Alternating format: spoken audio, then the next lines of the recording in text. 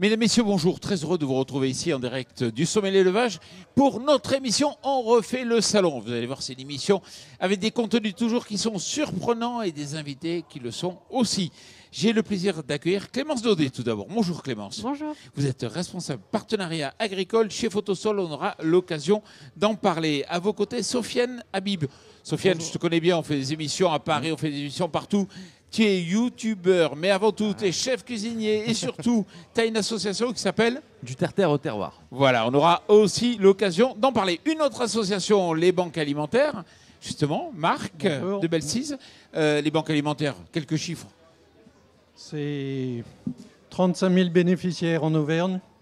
C'est 2 millions au niveau 2,4 millions au niveau national de bénéficiaires. C'est des centaines de tonnes de nourriture. Et malheureusement de plus en plus. Et on mène des opérations avec vous, notamment à Paris, dans le cadre du Salon de l'Agriculture, puisqu'il y a l'association Les Agriculteurs ont du cœur qui est représentée par Bertrand de Gardel. Les Agriculteurs ont du cœur, vous faites quoi ? Alors, les Agriculteurs ont du cœur, c'est l'équivalent de 3 millions de repas récoltés sur le dernier salon de l'agriculture à Paris. C'est aussi des participations dans des exploitations, c'est voilà, tout le collectif autour du bénévolat, parce que c'est une association, je le répète, et beaucoup d'implications des agriculteurs, voilà, mais qui ont du cœur. Et on a deux surprises. Une surprise qui va être tout à l'heure. Si c'est une surprise, je ne vais pas la dévoiler. Donc vous allez devoir attendre. Et puis une surprise aussi qui est à mes côtés. Il s'agit de Florine Malherbe. Bonjour Florine. Bonjour. Alors vous êtes accordéoniste. Vous venez de Picardie. Je vais peut-être prendre votre micro. Vous venez de Picardie. Et vous êtes aujourd'hui dans la Loire. Vous êtes accordéoniste. Alors je la fais courte, mais votre bio, c'est que vous étiez parti pour faire du sport de façon intense. Lequel 14 heures de gym par semaine. Ouais, donc ça faisait beaucoup. À 8 ans. Et puis à un moment donné, vous avez rencontré l'accordéon. Voilà. Et vous êtes devenu accordéoniste. Exactement. Et ça marche du feu de Dieu. C'est-à-dire que chaque week-end, vous avez... On a d'été dansants, dans des salles des fêtes, dans des salles de... Des salles, oui, c'est ça. Ouais. Des balles. Et beaucoup de festivals aussi, des galas. Ouais. Donc avec plusieurs accordéonistes Et hier, on avait le groupe Oiseau qui nous disait on n'aurait jamais cru qu'il y a 25 ans, en misant sur la ruralité, ça marcherait aussi bien. Vous vous êtes surprise aussi un peu du... Oui, parce que alors quand j'ai commencé, déjà, j'imaginais pas du tout qu'il y avait autant d'accordéonistes qui faisaient du musette. Des jeunes aussi, pas mal de musettes. Ah oui, il y a beaucoup. C'est vrai que moi, j'étais resté plutôt à Yvette Horner. Voilà, à ce stade, aujourd'hui, il y a toute une génération de jeunes accordéonistes. Tout à fait. Et maintenant, on a une clientèle qui n'écoute plus 100% du musette, mais on essaye de varier avec des danses en ligne. On fait beaucoup de danses en ligne, on fait de la variété aussi dans les bals musettes. C'est plus un bal musette comme c'était avant. Ouais, pour les vieux. C'est ça. Donc j'ai regardé votre chaîne Instagram, enfin sur YouTube, vos concerts, tout ça. C'est vrai qu'il y a du monde, c'est vrai que ça a la pêche. Ça veut dire quoi, sociologiquement? Les gens ont envie de se retrouver. Pour eux, c'est l'accordéon, c'est de voir un orchestre surtout sur scène. Maintenant, c'est vrai qu'il est plutôt rare de voir un orchestre de 3, 4, voire plus musiciens parce que les accordéonistes jouent seuls maintenant. Parce que le budget au niveau des associations, etc., c'est compliqué. Et vous parcourez la France ou vous restez vraiment dans la région? Alors, on n'est pas souvent dans la région, on est plus en Charente. On va dans les Ardennes, on va dans le Nord, on va en Aveyron, Lozère, enfin, on fait vraiment partout. Bon, allez, on attaque un petit peu le débat. Clémence, pourquoi vous êtes là, ici, au sommet?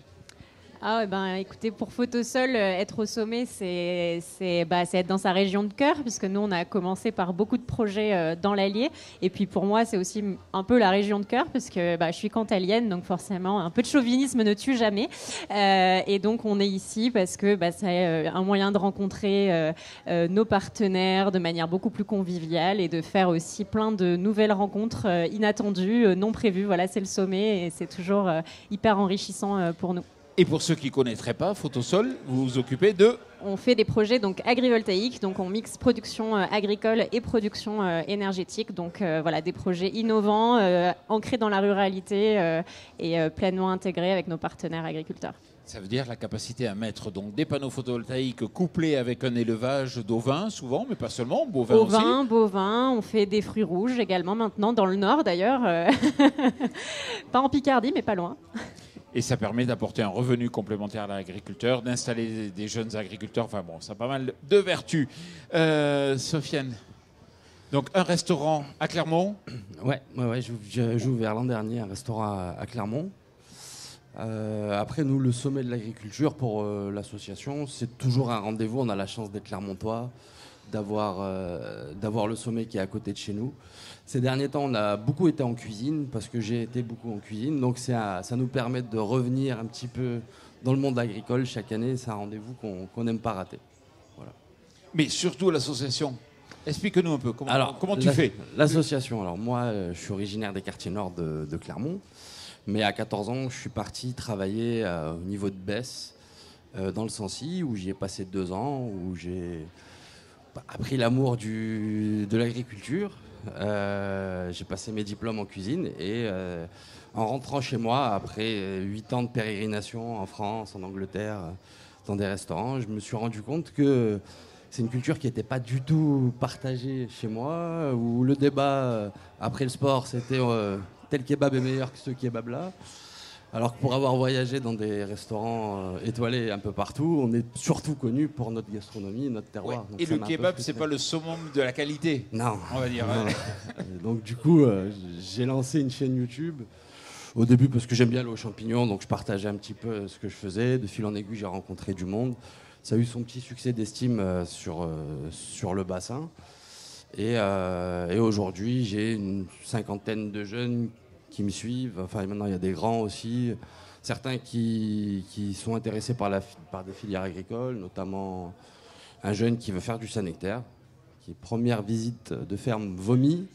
Et aujourd'hui, 1 an plus tard, il a très envie de s'orienter là-dedans. Oui, quand tu dis 50 jeunes qui me suivent, c'est-à-dire qu'ils viennent avec toi découvrir des exploitations alors, le groupe qui vient avec moi, c'est, on va dire, une 15aine de jeunes, parce que je ne peux pas amener tout le monde. Chaque année, je change. Mais les autres, ce que je fais, c'est que j'organise souvent des ateliers de cuisine où on voit des classiques de la gastronomie auvergnate. Dernièrement, là, on va commencer à faire pas mal de truffades, par exemple. Ça me permet de partager un petit peu ça, de la pompe aux pommes, voilà. Et c'est surtout sur la partie cuisine où, ces derniers temps, on passe du temps. D'accord. Alors, si vous allez voir la chaîne YouTube du Terre-Terre au terroir, vous allez voir, c'est super parce que vous voyez des jeunes dans un minibus qui partent à la découverte d'une ferme de Salers, par exemple, qui sont accueillis par l'agriculteur. Souvent, ils disent ça pue quand même. Hein. Au départ, c'est souvent ce qui ressort. Et puis à la fin, ça rigole, ça crée du lien. Et je suis toujours surpris de la façon. Enfin, ça se passe vraiment toujours très très bien. Et ils y retournent même sans moi. Donc, vous le verrez. De toute façon, ça se ressent bien dans les formats. On n'est pas vidéaste, donc voilà, on refait pas les prises. Et ce qui est super, c'est que voilà, tu sens qu'il y a une ouverture vers l'agriculture qu'il n'y avait pas avant pour ce public venant des quartiers qui est totalement hermétique à la base, on va dire, à l'agriculture, ou éloigné, pas hermétique, mais éloigné. Pas hermétique, ouais. Je dirais qu'il y a 2 cultures parallèles qui se croisent pas. Et mon parcours a fait que j'ai une sensibilité. Mais j'étais curieux la première fois, un peu inquiet aussi de me dire comment ça va se passer, d'autant que c'était chez un ami qu'on allait, un éleveur laitier, que je salue, Frédéric. Et aujourd'hui, j'ai la conviction que ça fait partie des choses à mettre en place, parce que ça enracine les gens, ça crée des souvenirs, ça crée des références, puis on devient un peu ambassadeur de l'endroit où on est par la culture, et l'agriculture aussi. Donc là, l'objectif pour nous avec l'association, c'est de se démocratiser, d'étendre un petit peu notre champ d'action. Et là, sur la partie vidéo, on est associé avec le youtubeur Florian Honner qui va m'aider à prendre en main un peu tout ça avec des formats plus ambitieux et plus nationaux. Qui est un influenceur très connu, et effectivement, dans ce secteur. Voilà, qu'on avait reçu grâce à toi dans une de nos émissions à Paris, sur notre plateau télé. Banque alimentaire, les agriculteurs ont du cœur, vous avez envie de dire quoi? Moi, j'ai envie de vous montrer ce gilet orange. Ce gilet orange, vous allez le voir bientôt.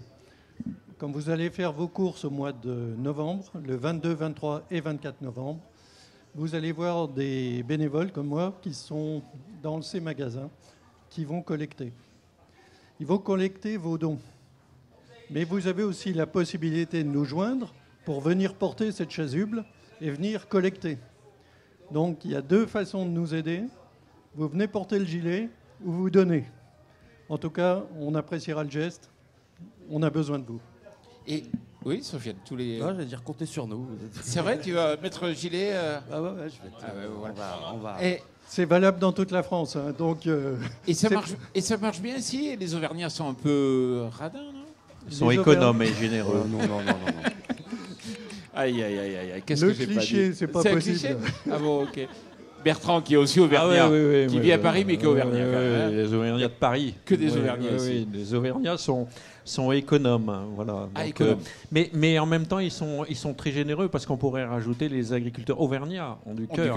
Mais on va le vérifier quand même. On va le concrétiser avec effectivement une association concrète. Parce qu'on peut toujours rester théorique. Hein, la générosité, ça peut être un concept. Mais à travers des actions que vous menez ou la participation aussi à la ruralité. Je pense qu'on est un terroir, une région avec une identité forte et faut que ça dure hein, dans le temps. Et moi, je dirais qu'il n'y a pas de raison parce qu'on a tous du cœur. Pour te donner un chiffre, pendant 3 jours, les Auvergnats vont nous donner 10% de nos approvisionnements annuels.